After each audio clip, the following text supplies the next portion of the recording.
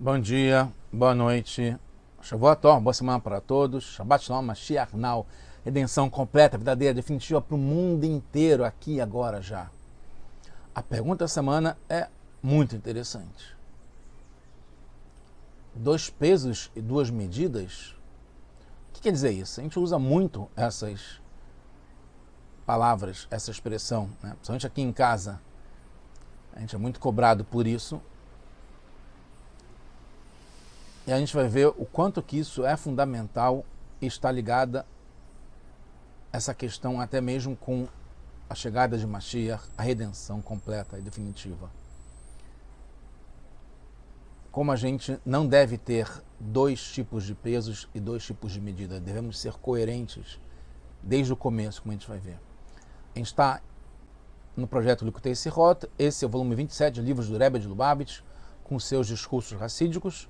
Essa Parashat Kedoshim, que significa justamente ser kadosh, ser sagrado, e isso faz com que a gente traga Hashem para esse mundo aqui embaixo, o mundo mais baixo que tem,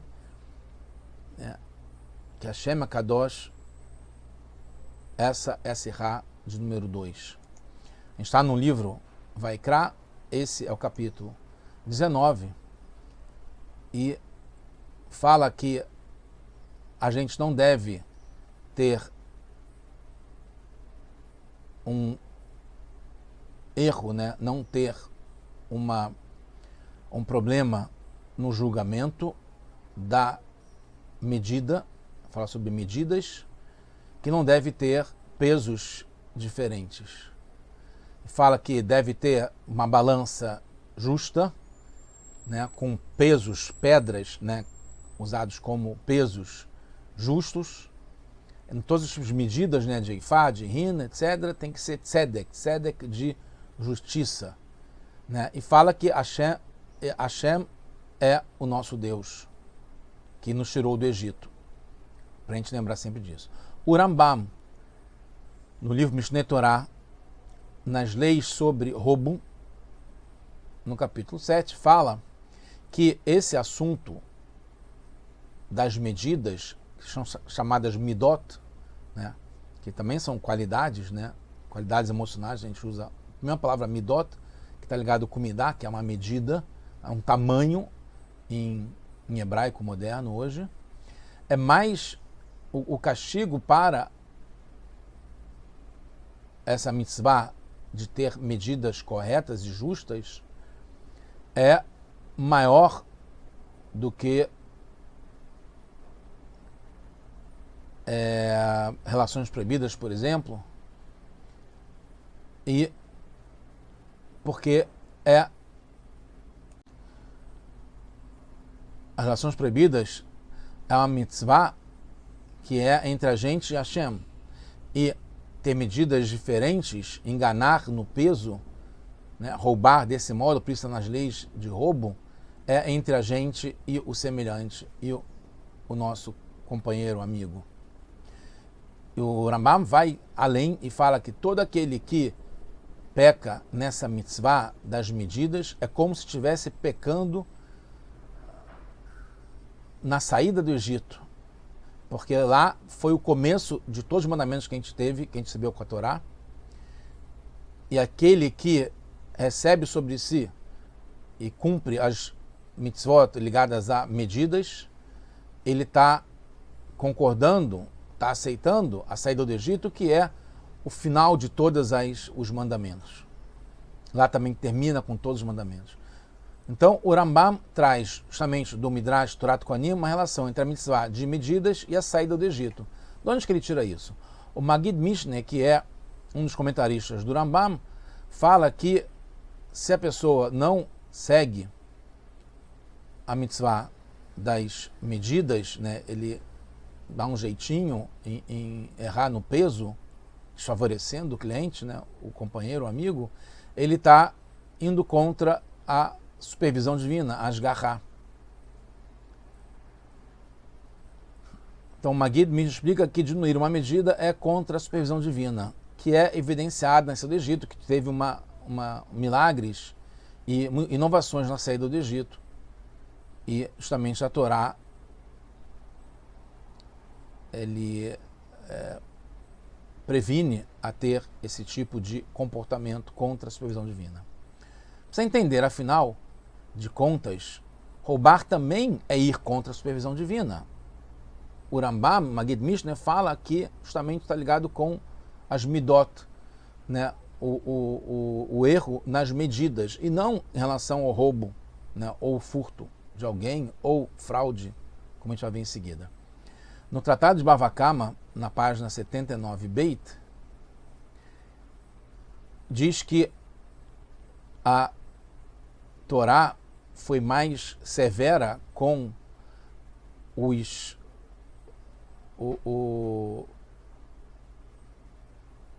aquele que rouba do que aquele que furta. Aquele que rouba é aquele que ele faz escondido, né? Sem a pessoa perceber. Aquele furta é aquele com a mão armada, que ele vai lá e furta, né? Abertamente. Porque aquele que rouba escondido, ele tem medo do olho aqui embaixo, né? Ele tem medo de alguém estar percebendo, mas não tem medo lá de cima. Então ele compara os dois, que é a mesma coisa. E mesmo assim, aquele que rouba, não só aquele que furta, mas também aquele que rouba, que é severo, a Torá com isso, não é comparado com não acreditar na saída do Egito e com essa como é comparado com a mitzvah das medidas. Do mesmo modo, a proibição de enganar e fraudar no geral também é muito grave, mas não é comparado com ir contra a saída do Egito. Incluindo as medidas, está nessa mitzvah de enganar, de fraudar no geral, de roubar. A gente vê isso, essa mitzvah de não enganar, de não fraudar, em Vaikra, no capítulo 25, fala Lotenu ish et amitó, que você não deve enganar, né, no sentido de fraudar você ao teu companheiro. Também precisa entender a linguagem do Rambam, porque o Rambam fala que é o começo dos mandamentos e também é o final dos mandamentos. Essas palavras não aparecem no Torá Kohanim, no Midrash, que é a fonte do Rambam. O Rambam poderia expressar simplesmente, como está no Torá Kohanim, a grandeza da saída do Egito, que é Kekofer B'Yetzat Mitzrayim, que é como aquele que vai contra a saída do Egito. Os comentários explicam que, no fundo, todas as mitzvot derivam da saída do Egito, que é assim que a gente recebeu as mitzvot depois, com a entrega da Torá.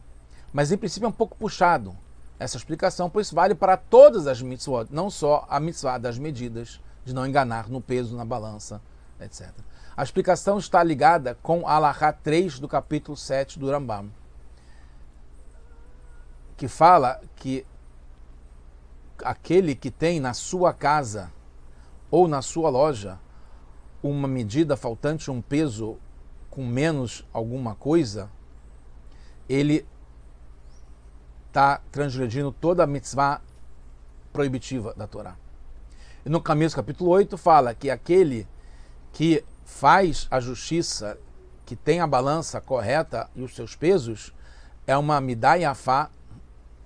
Yafé, ele é muito bonito e ele está caprichando em todas as mitzvot positivas da Torá. Então a gente vê que a proibição dos pesos, medidas faltantes, né, ou um peso que está com uma falha, não começa com a consequente perda financeira do amigo ou do cliente, mas sim logo no momento da ação. Só de ter uma balança defeituosa na sua casa ou com um peso que está faltando um pouco já é o começo da transgressão, que está ligado com todas as mitzvot não proibitivas da Torá. Entendemos uma inovação na Torá, na lei 7 do capítulo 8 do Rambam, que a Torá ela foi tão rigorosa com as midot, com as medidas, que basta um pouquinho. Kol shehu, qualquer coisinha. Enquanto que nas outras leis de roubo, por exemplo, a Torá faz questão de que seja pelo menos uma moeda prutá que teve o roubo, para ser considerado um roubo. Mas com relação às medidas, a falha na balança é qualquer coisinha. Porque aqui é a essência do desvio. Quando você tem 2 pesos, 2 medidas, mesmo que seja pequena diferença entre o peso e a medida, aqui mora o perigo, aqui é o começo de todo o problema. Em qualquer quantidade. Não é só porque pode levar ao prejuízo do próximo. Pode ser até que não leve ao prejuízo, mas já ter dentro de casa, dentro da loja, do negócio, essa possibilidade já é suficiente. No caso, os pesos e medidas têm 2 movimentos opostos. Isso que é a questão. Expressa um comportamento de consideração com o amigo, um comportamento correto, sem querer causar perda para ele, quer pesar para ser justo, para ter exatamente o que ele está pagando.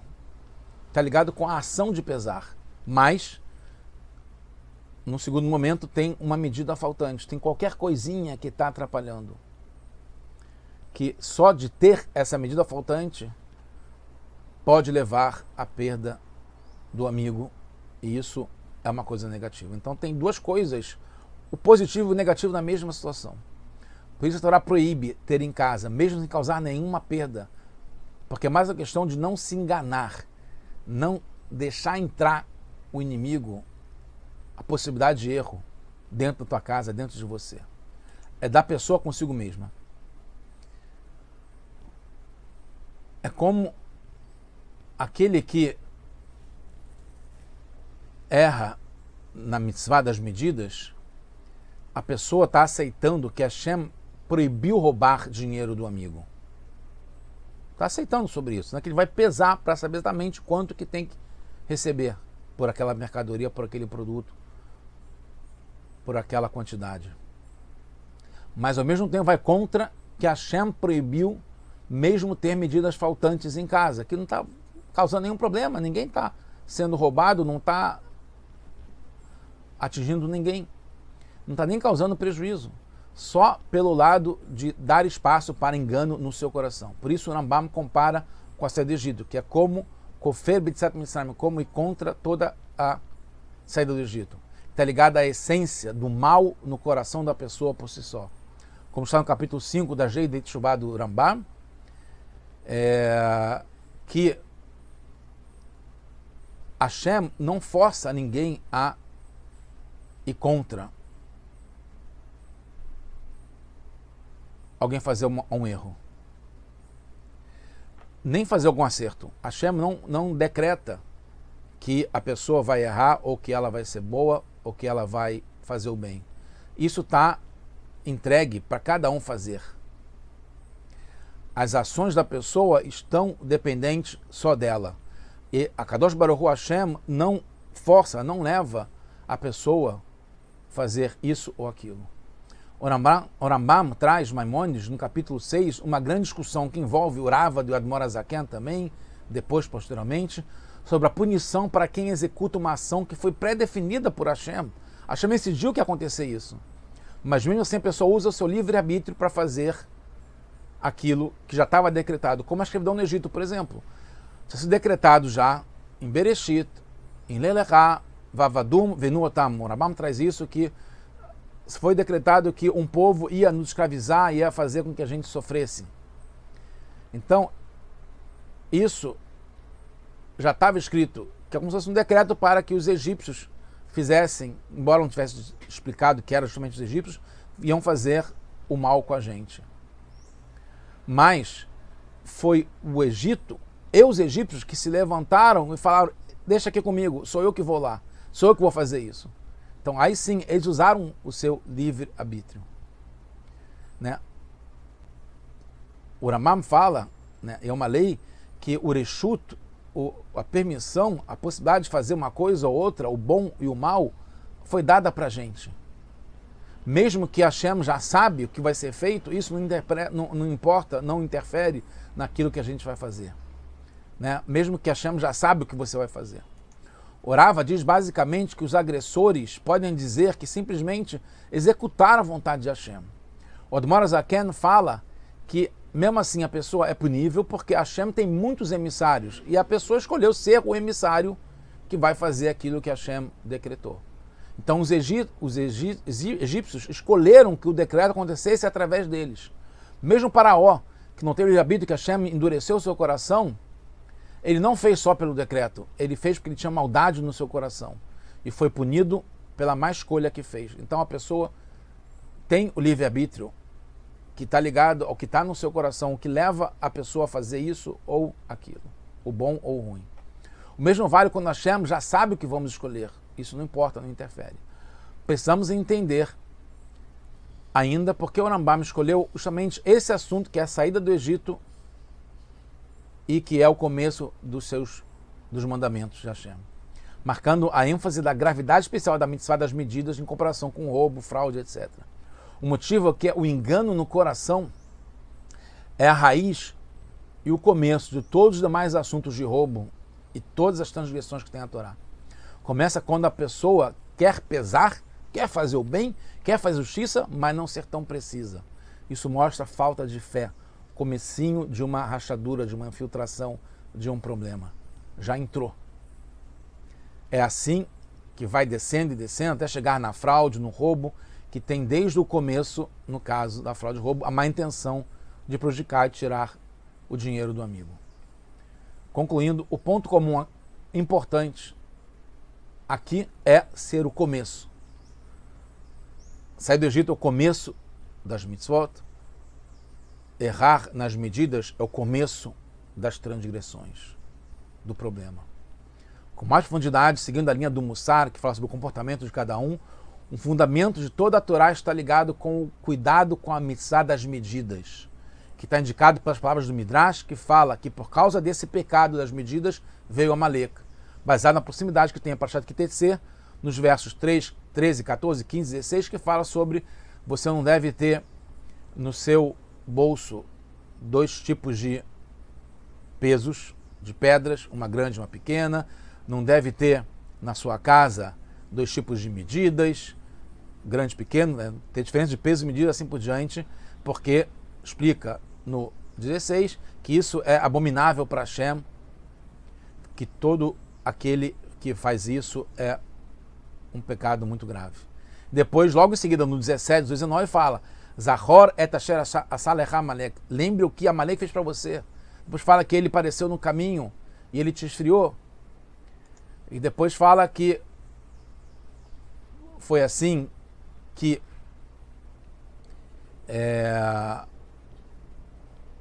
foi decidido que Amalek seria, né? E está ligado muito com a nossa época, que a gente está enfrentando com o Irã. Esperando que já tenha acabado isso. Se Deus quiser, quando a gente estiver ouvindo sobre isso, mas já tiver chegado, né, que Amalek é o maior inimigo que a Hashem colocou para a gente, que ele quis nos tirar do caminho, quando a gente estava justamente indo para receber a Torá. Foi o dia de preparação para receber a Torá. Foi logo antes, imediatamente antes. Porque, como está escrito, Reishit Hagoim, eles são, como o Bilam fala, são o começo dos povos, é a raiz de tudo que é contra a Torá. Mas, em princípio, o que tem de tão grave no assunto de pesos que gerou a vinda do Amalek, que tem proximidade de Parashat Kitetsê? Aí tem a explicação, o rap, o ponto final, muito importante. Nosso povo, cada um e um de nós é especial.